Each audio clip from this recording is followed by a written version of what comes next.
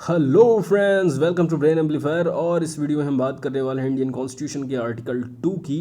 इससे पहले हम आर्टिकल 1 देख चुके हैं, साथ के साथ अदर काफ़ी इंपॉर्टेंट आर्टिकल्स भी हम ब्रेन एम्पलीफायर पर देख चुके हैं। I put the link in the description, और आर्टिकल 1 का लिंक I put the in the I box also. So आप आई पर क्लिक करके आर्टिकल 1 का वीडियो भी देख सकते हैं। तो चलिए शुरू करते हैं आर्टिकल 2 को। तो क्या कहता है आर्टिकल 2?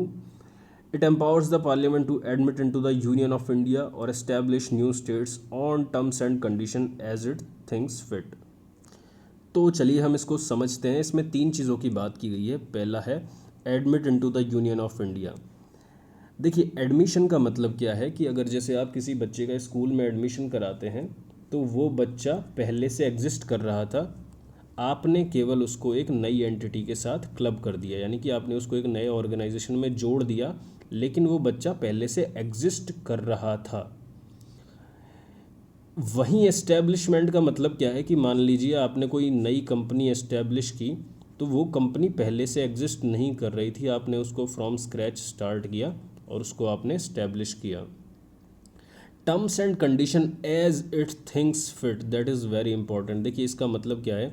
ये एक चीज़ है जो हमें अमेरिकन कॉन्स्टिट्यूशन से डिफरेंट करती है। इंडिया में हर स्टेट के लिए एक सेपरेट रूल एंड रेगुलेशन हो सकता है कि वो किस तरह से यूनियन में जुड़ता है। वहीं अमेरिका में क्या है, अमेरिका में सारे स्टेट एक सिमिलर तरीके से फेडरेशन के साथ जुड़े हुए हैं। फॉर एग्ज़ाम्पल, जैसे इंडिया में राज्यसभा है, अमेरिका में होता है सेनेट। तो अमेरिका के सेनेट में हर स्टेट से सेम नंबर ऑफ रिप्रेजेंटेटिव्स होते हैं।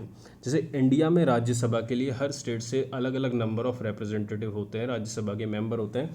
यूएसए में सेनेट में जैसे वहाँ पर अगर 50 स्टेट्स है, तो हर स्टेट से वहाँ पर केवल 2 ही मेंबर्स जाएंगे सेनेट में, यानी कि टोटल सेनेट में मेंबर्स की संख्या होगी फ्रॉम द स्टेट्स 100 प्लस एक वाइस प्रेसिडेंट, 100 प्लस एक वाइस प्रेसिडेंट। लेकिन इंडिया में क्या है, हर स्टेट से अलग अलग नंबर ऑफ मेंबर्स जा सकते हैं हमारी राज्यसभा में। तो किसी भी स्टेट को इंडिया में जोड़ते समय जो पार्लियामेंट रूल एंड रेगुलेशन तय करेगी वो ही उस स्टेट के लिए लागू होंगे। ज़रूरी नहीं है कि सारे ही state similar rule and regulation से इंडियन यूनियन में जुड़ें। अगली इम्पॉर्टेंट चीज़ यहाँ पर है कि यहाँ पर बात की गई है यूनियन ऑफ इंडिया की, ना कि टेरिटरी ऑफ इंडिया की।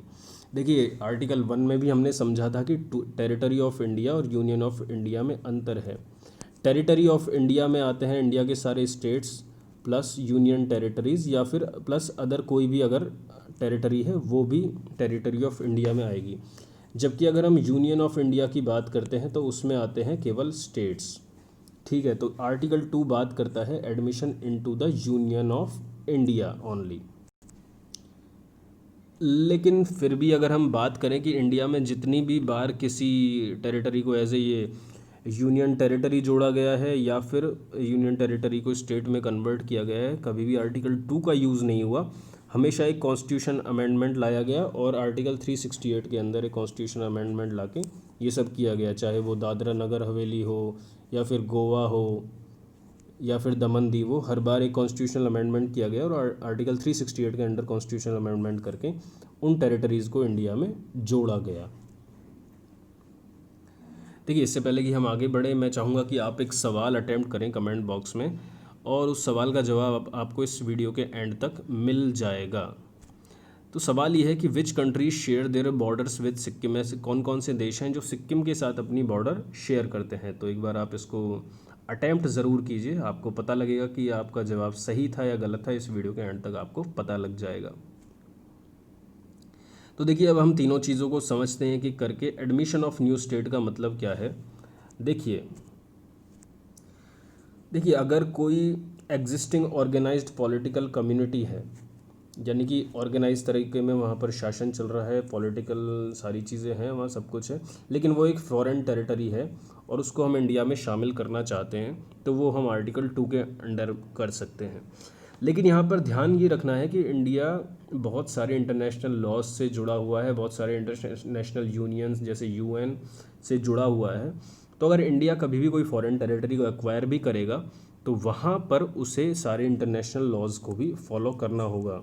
जैसे चाहे वो अगर वहाँ पर प्लेबिसाइड कराता है, या फिर वहाँ की जो गवर्नमेंट ही चाहती है कि वो इंडिया के साथ मर्ज हो जाए, तो ये सब कई सारे क्लॉज ऐसे दिए गए हैं इंटरनेशनल लॉज में जिनके अंदर कोई भी देश फॉरेन टेरिटरी को एक्वायर कर सकता है, वो सब इंडिया को फॉलो करने पड़ेंगे। दूसरा अगर हम देखें कि एस्टेब्लिशमेंट ऑफ न्यू स्टेट, यानी कि कोई अगर ऐसा एरिया है जहाँ पहले से कोई भी स्टेट एग्जिस्ट नहीं करता था, कोई वहाँ पर शासन नहीं चल रहा है, एक बैरन लैंड है, वहाँ पर अगर इंडिया अपना शासन स्थापित करना चाहता है, एक उसे अपने इंडिया में मिलाए, साथ के साथ वहाँ पर एक नए स्टेट का फॉर्मेशन करें, तो वो आर्टिकल 2 में कर सकता है। फॉर एग्ज़ाम्पल जैसे ये इंडिया का मैप है, यहाँ पर फॉर एग्ज़ाम्पल कोई भी एक्स टेरिटरी थी, उसको अगर इंडिया अपने आप में शासन शामिल करना चाहे तो वो आर्टिकल 2 में कर सकता है। On such terms and conditions, ये हमने समझा था, हम इसको एक बार वापस देख लेते हैं। ये क्या है?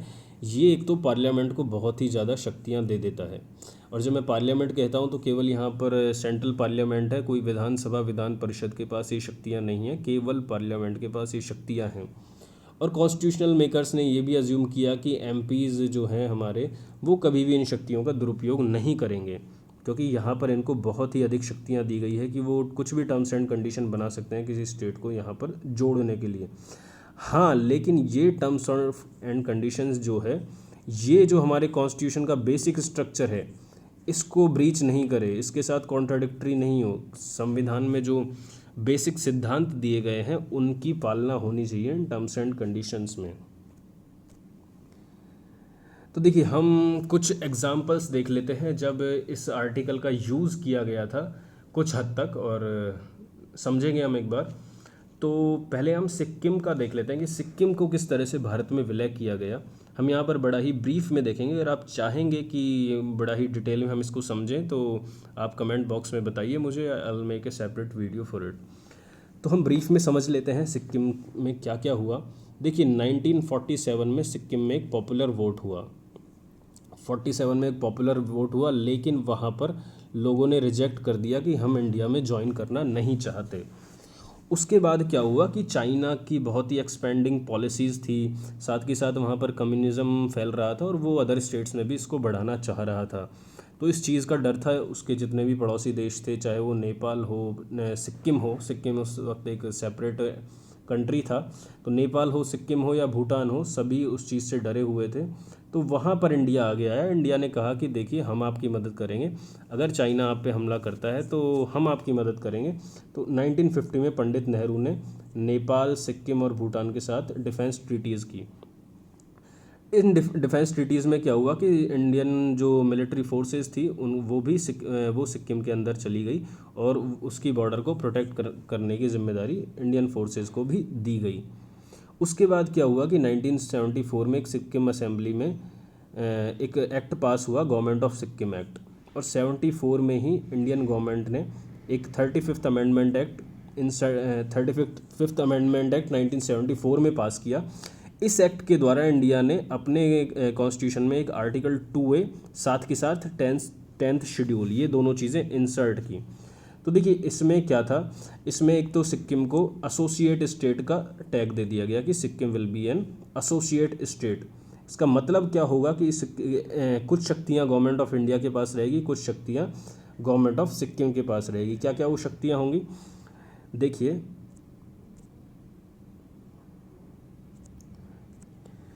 कुछ शक्तियाँ गवर्नमेंट ऑफ इंडिया के पास जो रहेंगी वो थी डिफेंस, कम्युनिकेशन, एक्सटर्नल अफेयर्स और सोशल वेलफेयर। ये सारी शक्तियाँ रहेंगी गवर्नमेंट ऑफ इंडिया के पास, जबकि जो बची हुई सारी रेजिडुअल पावर्स हैं वो रहेंगी गवर्नमेंट ऑफ सिक्किम के पास। ये कहा गया 35th अमेंडमेंट एक्ट 1974 में। उसके बाद क्या हुआ, उसके बाद आया उसके बाद अगर हम देखें, उसके बाद 1975 में वहाँ पर एक रेफरेंडम हुआ सिक्किम में, और रेफरेंडम में वहाँ के लोगों ने उनकी मोनार्की को ठुकरा दिया और भारत में अपने विलय को स्वीकार कर लिया। 1975 में ही फिर इंडिया ने 36th अमेंडमेंट एक्ट लाया और उससे आर्टिकल 2A और 10th शेड्यूल को रिपील कर दिया, और सिक्किम को as a 22nd state India में जोड़ लिया गया। सिक्किम के लिए एक अलग से आर्टिकल 371F भी बनाया गया, जो उसे कुछ विशेष अधिकार देता है। और फर्स्ट एंड फोर्थ शेड्यूल में चेंज किए गए। फर्स्ट शेड्यूल में स्टेट्स के नाम थे, तो वहाँ पर सिक्किम को जोड़ दिया गया।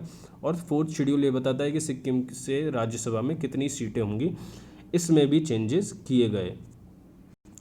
तो देखिए यहाँ पर एक मैप है जो आपको बताएगा कि अलग अलग टाइम पर कौन कौन से स्टेट्स इंडिया में ऐड हुए। आप वीडियो को पॉज कर करके इसको समझ सकते हैं। जैसे 54 में पौंडीचेरी वगैरह आए, 56 में रीऑर्गेनाइजेशन हुआ स्टेट्स का, 60 में महाराष्ट्र और गुजरात अलग अलग हुए बॉम्बे से, 61 में गोवा दादरा नगर हवेली, 63 में नागालैंड आया, जैसे 66 में पंजाब हिमाचल हरियाणा ये आए, 72 में मेघालय वगैरह, 75 में हमारा सिक्किम आया, 2000 में उत्तराखंड छत्तीसगढ़ ये बने, और लास्ट तेलंगाना और आंध्र प्रदेश बने।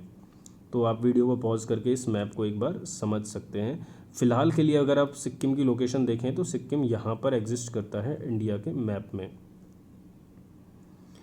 अच्छा, सिक्किम के आसपास कौन कौन से देश हैं? अगर आप सिक्किम के वेस्ट में देखें तो आपको मिलेगा नेपाल। सिक्किम के वेस्ट में आपको मिलेगा नेपाल। सिक्किम के ईस्ट में आपको मिलेगा चाइना, जो पहले तिब्बत हुआ करता था लेकिन अभी वो चाइना के अंडर में है पूरा एरिया। साथ के साथ नॉर्थ में भी आपको मिलेगा चाइना। और अगर आप यहाँ पर देखें साउथ में तो इंडिया का वेस्ट बंगाल स्टेट है ही, और साउथ ईस्ट में अगर आप देखें तो यहाँ पर आपको मिलेगा, यहाँ इसकी बॉर्डर टच करती है भूटान से भी। तो नेपाल चाइना भूटान से इसकी बॉर्डर्स टच करती है सिक्किम की। अच्छा, इंडियन कॉन्स्टिट्यूशन में आर्टिकल 2 का उपयोग शायद केवल एक ही बार किया गया है, वो किया गया है चंदन नगर को इंडिया में जोड़ने के लिए। अब ये चंदन नगर क्या है, आपने हो सकता है इसका नाम भी ना सुना हो।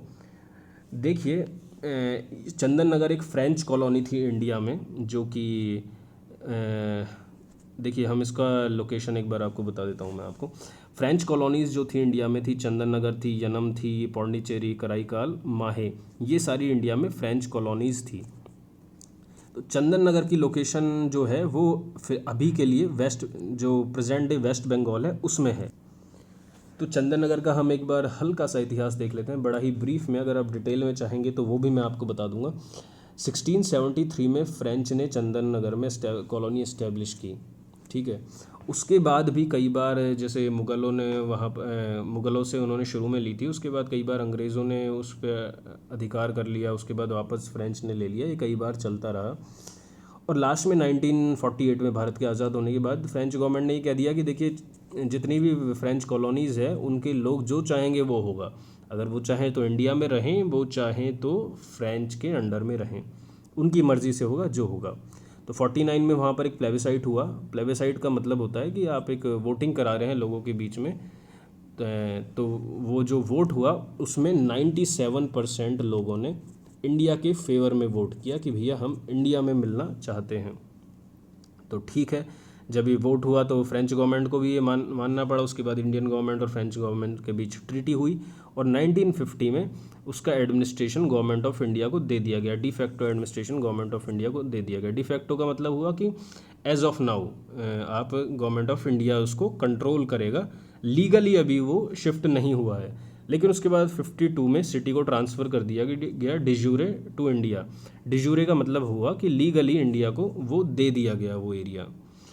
1954 में क्या हुआ, 1954 में चंद्रनगर को वेस्ट बंगाल स्टेट में जोड़ दिया गया, जो अभी के लिए यही स्थिति है। अभी के लिए जो चंद्रनगर है वो वेस्ट बंगाल में है। तो हमने जैसे मैप में देखा कि चंद्रनगर की लोकेशन यहाँ है और ये वेस्ट बंगाल में कहाँ है। देखिए अगर वेस्ट बंगाल में ये कोलकाता है, तो कोलकाता से अगर आप लगभग 30 किलोमीटर ऊपर की तरफ जाएंगे तो आपको दिखेगा चंदन नगर, ठीक है। तो आर्टिकल 2 का बहुत ज़्यादा यूज़ हुआ नहीं है इंडियन कॉन्स्टिट्यूशन में, केवल एक ये चंदन नगर का केस है। तो आई होप आपको ये लेक्चर अच्छा लगा हो। If you like the lecture, अगर आपको कुछ सीखने को मिला तो please like the video and also share it with your friends. Also if you want, please subscribe the channel. Thank you so much.